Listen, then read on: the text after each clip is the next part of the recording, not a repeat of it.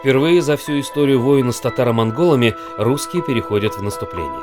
Дмитрий Донской размещает войска на узком фронте. При этом один из полков скрытно занимает позицию в лесу у Куликова поля. Позже историки назовут этот полк засадным. Поединок татарина Челубея с иноком Пересветом. Оба падают замертво. В бой вступают основные силы.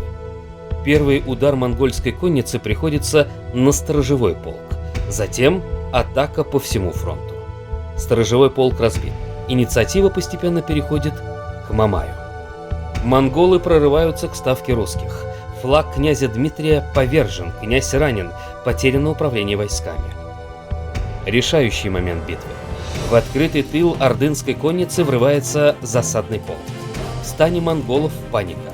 Их атакует полк правой руки и резервный полк. Ордынцы бегут. Войска Дмитрия Донского преследуют Мамая до полной темноты, но хану удается уйти. Однако его армия полностью уничтожена. Впервые за всю историю Золотой Орды.